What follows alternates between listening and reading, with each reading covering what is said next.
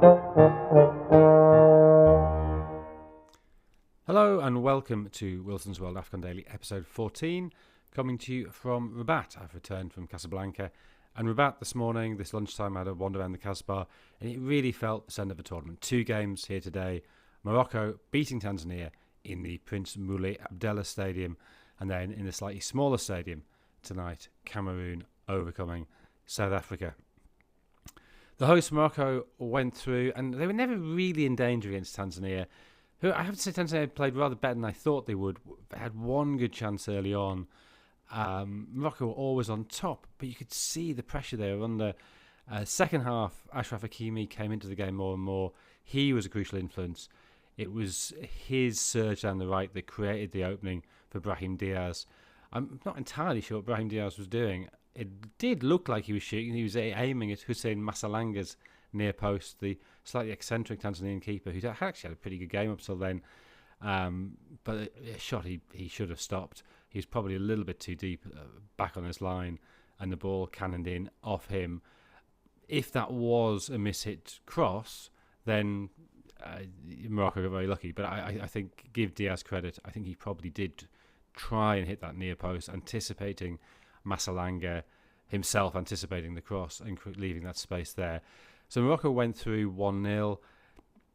An odd game in that Morocco were clearly better, but equally did not play anything like as well as they can do. And in the quarter-final, they will face a much stiffer test than Tanzania as they play Cameroon. Now, Cameroon, of course, came into this tournament in chaos. 2 different coaches, each submitting their own squad list to CAF. Eventually, Samuel Eto'o won out his power struggle, at least temporarily, against the sports minister. So it's his coach, David Pagou, who is in charge. And that means a young, slightly experimental looking squad. A lot of the big old names not there. But the result has been a very dynamic, very direct style. And that really caused South Africa a lot of problems, particularly in the first sort of 55 minutes, hour of this game. Cameroon went ahead through Stokes Junior Chamadou. Slightly fortunate ricochet come to him, but he took the chance very well once it presented itself. And you could say that there was an element of luck in that, and even the fact it wasn't offside was maybe slightly fortunate. It was a very close run thing, and it wasn't something that people had exactly planned. Their second goal, though, just after half time, really beautiful goal. Great cross from Abubakar Nagida and headed in by Christian Kofane. But then South Africa did play very, very well after that. They put Cameroon under a lot of pressure. Davis Epassi made 2 or 3 really good saves in the Cameroon goal. And then with a couple of minutes to go, Evidence Makgopa did get one back from close range, but it wasn't enough. And so Cameroon go through. And the sense is of them growing as they go through the tournament. So it'll be fascinating to see in that quarter-final whether Morocco can be inspired by the yearning of their people for a first Cup of Nations in 50 years, or whether that pressure will continue to inhibit them. Some slightly concerning scenes at that Cameroon-South Africa game. Big build-up of people, overcrowding in the streets before kick-off. We saw something similar in Marrakesh last week. So I mean, no injuries. It hasn't been that bad yet, but I think worrying signs that do need addressing going forward in the tournament, and certainly before the World Cup in 4 years' time. The games on January the 5th.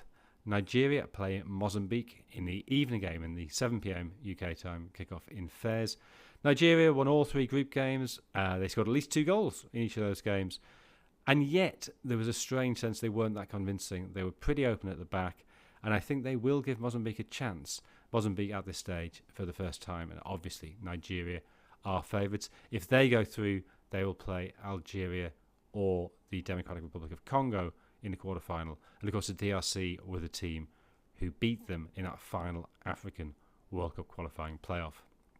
The early game tomorrow, 4 p.m. UK time, is Egypt, the record winners, 7-time champions, playing Benin.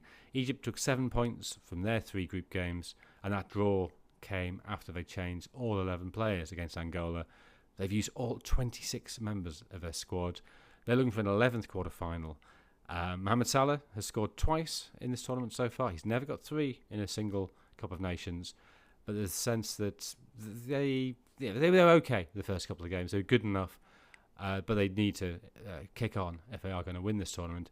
Benin, in just their second knockout appearance at Cup of Nations, their shot conversion rate is only 4% so far, which I guess you can look at two ways. Either they're due some goals, they've had a bit of bad luck, or they're just really terrible in front of goal. And whoever wins that game will play Ivory Coast or Burkina Faso in their quarterfinal.